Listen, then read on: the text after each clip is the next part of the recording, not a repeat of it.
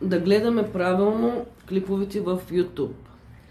Имаме два реда, които са с иконки, като всеки ред има по 4. На горния ред, в ъгъла, в дясно, имаме няколко иконки събрани в едно квадратче, като YouTube е на втория ред по средата. Отгоре надолу натискаме на YouTube. Ето го, натискаме продължително. И в търсачката търсиме църквата на Всемогъщия Бог. На мене ми излиза, но на вас ще ви го напиша, за да видите къде точно трябва да се напише. На Всемогъщия Бог.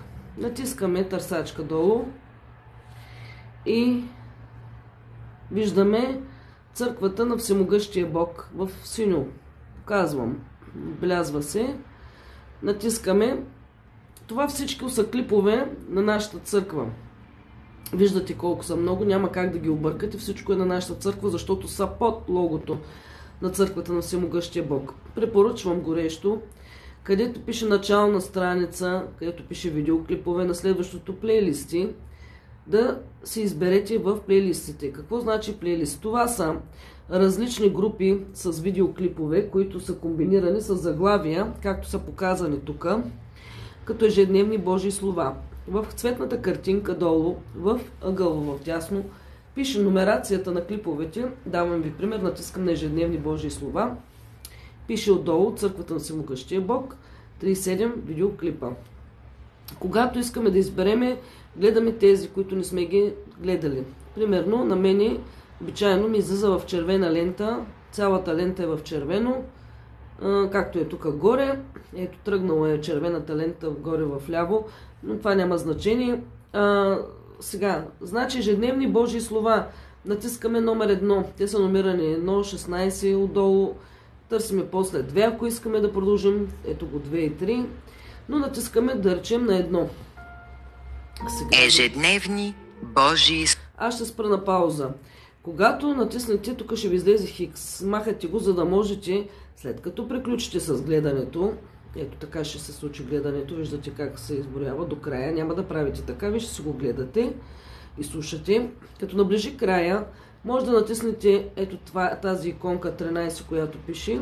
Аз сега ще натисна пак, да видите. И отдолу пише добавете коментари, добавете коментар в сивата лента, дето е над другия клип под него, под този, който гледаме. Натискаме добавете коментар и пишем примерно слава на Всемогъщият Бог. Искаме удивителна, за да е красиво, приятно за четене, за да направи добро впечатление. Може да натиснем това, може да натиснем това, за да е прилично. И го споделяме с стрелкичката в дясно, след коментара ни. Ето я. Тя се качва. Аз имам вече 3 коментара по тази публикация, защото ви уча точно на този клип. Хикчето, което е вдясно под клипа ни, го натискаме, за да излеземе отново.